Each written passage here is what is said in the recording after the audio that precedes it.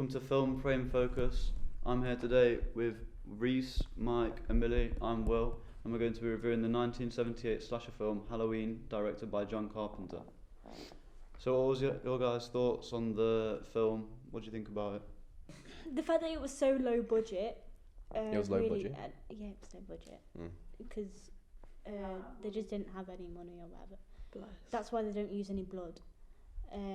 That's right, they don't, yeah. No, and I think the fact that they don't use any blood, but they like the acting, they still manage to make it convincing that they're in like loads of pain, and the audience can like feel sorry for them or something. Yeah, they can definitely what's it called? Like they can still like show gore without the use of like blood. Like why it's like so iconic even like today, even though it was made in like the 70s. Yeah. My favourite aspects of the film were the simplicity behind Michael Myers himself. Like, as a character from, like, a killer, you'd expect more from them, but with Michael, he's, like, quiet, he's got such a simple costume, like a mask to hide who he is, which makes it more mysterious behind who his character is, which makes you just want to question more about it. Yeah. What do you guys think to the acting throughout the film? I think the acting was really good as well. Yeah, me too. I like the acting. I think the person who plays Michael Myers, I don't know who it is, but I think the person who plays Michael Myers did a really good job at perceiving the character through like the behaviour, through how he moves, through how he behaves around the whole film.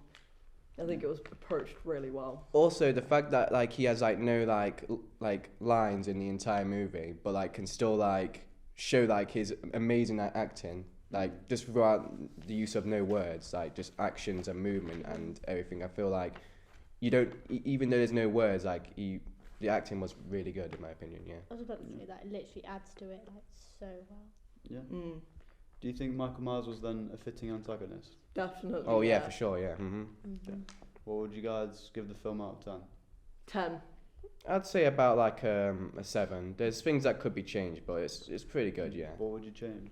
Well, I thought there could have been a bit more in like the soundtrack. Like I thought the soundtrack was a bit boring. Like I liked most of the soundtrack. However, like it's pretty similar. Like there's not much of a difference when it comes to the soundtrack.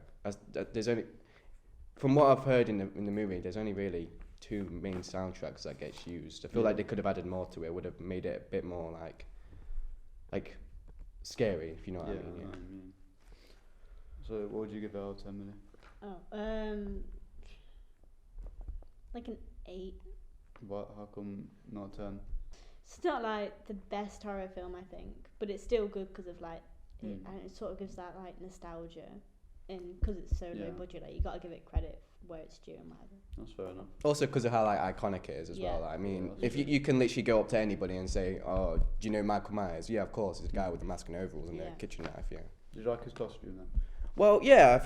Even though it's simple, it's just good in my opinion. You know, it brings fear out into people. I think it's something more that makes the characters scary because, like, you know, overalls and stuff like that are something you'd see from a normal human being. So obviously, because he's a serial killer, seeing him wearing normal clothes that a normal person would wear makes it a bit more scary from like a point of view. Yeah.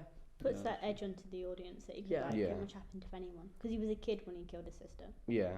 Also, the fact that it's Halloween as well. Obviously, he's wearing a Halloween costume. You know, he blends in with the crowd, so it makes people like, for example, if kids watched it, you know, it makes like Halloween a bit scarier for them that year, because obviously they're going to be scared someone's stalking around the neighborhood with a knife and their overalls and a mask, you know. Unfortunately, that's all we've got time for. Catch us next time on Film Frame Focus. See you there, guys.